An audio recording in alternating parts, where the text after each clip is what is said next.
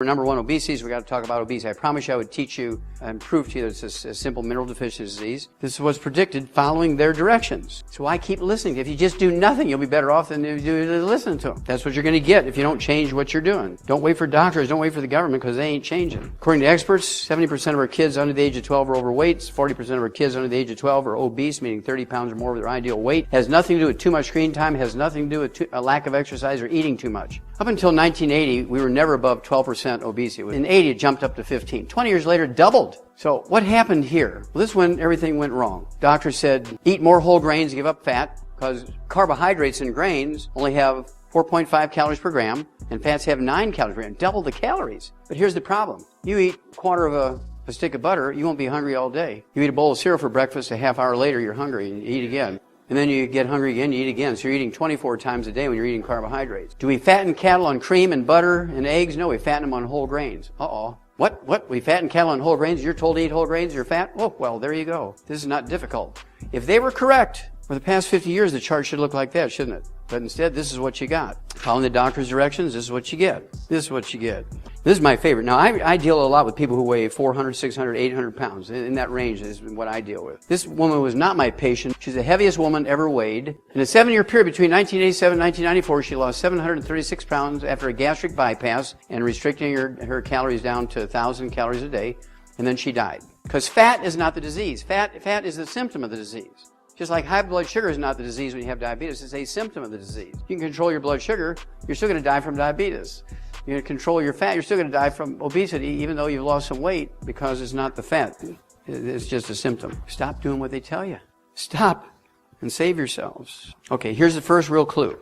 This is not a rare condition. This happens a million times a day. How many of you ladies, when you were pregnant, had cravings? That's because the embryo is stealing nutrients from her faster than she's taking them in. It's the nutrition deficiencies that make her eat and eat and eat and eat. Okay, and it's choices of what she eats. I mean, Grandma didn't have Ruffles with ridges and Lay's potato chips. You just can't eat one. Grandma only had wood ashes and clay out in the backyard. And so what would she eat? She ate clay out in the backyard and wood ashes. But she had those cravings. There's no calories in wood ashes and clay.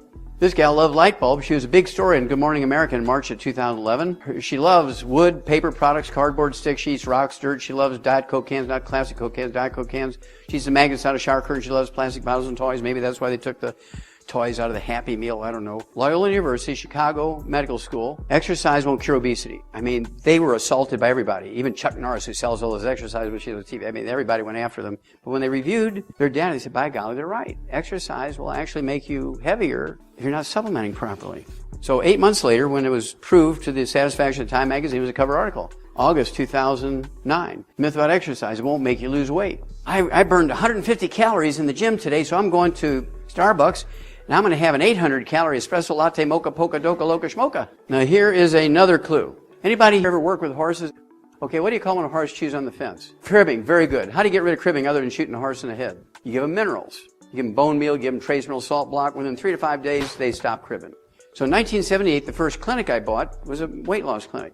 And make a long story short, people would come in every month. They'd renew their prescriptions for thyroid. They'd renew their prescription for drugs to suppress their appetite, but they never gained any weight, never lost any weight. They just stayed the same. They were still 50, 100 pounds, 200 pounds overweight. So I said, they're reminding me of a horse that's cribbing. So I began to give them minerals, and I started losing 2 pounds a day. This is what a horse looks like when they're cribbing. The horse isn't even there. This is in a horse and buggy Amish farm barn south of Fort Wayne, Indiana. I was there to see some muscular dystrophy kids, but they were late. The buggies were late, so I went into the barn being my veterinary self. And I saw this, very typical of, you can see where the horse is cribbing along that thing too, cribbing on the corners there, reaching over, cribbing over there, okay, and they're reaching up and cribbing along that beam. So cribbing is munchies, munchies is cribbing, cribbing, munchies, munchies, cribbing.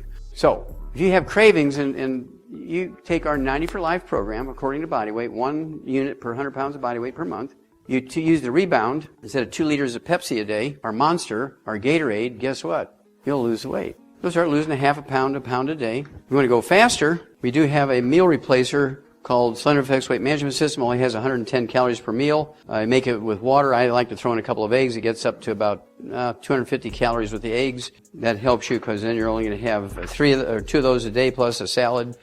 You're cool. But I like to throw in what we call ASAP. As slim as possible, as soon as possible. It's drops you put on your tongue, leave it absorb on your tongue. It's you do 1 of those bottles per month if you need to lose 50 pounds or less. If you need to lose 51 pounds or more, you take 2 bottles a month, put 2 droppers full on your tongue. And I'll give you a couple of examples. This is Jerry. He had a bread belly. He wasn't a drinker. He wasn't a beer belly, but he had a bread belly because his wife, Judy, loved to make bread. He was on our 90 essential nutrients.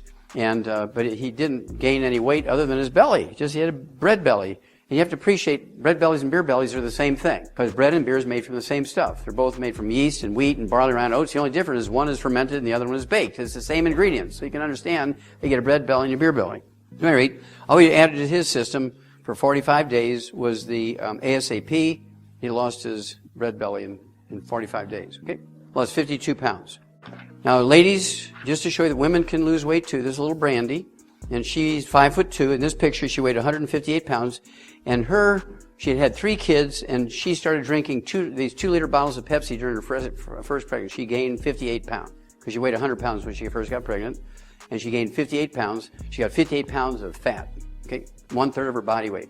Her husband affectionately called her his chunky monkey, and she hated that. So when Rebound came up, she started drinking Rebound, and she lost 20 pounds just drinking Rebound instead of the Pepsi. I mean, within a month, she lost, 21 days, wasn't even a month, she lost 20 pounds. Then we put her on the ASAP, and she lost another 38 pounds. Now she's back down to 100 pounds. Now, I suspect there's going to be more kids in that family.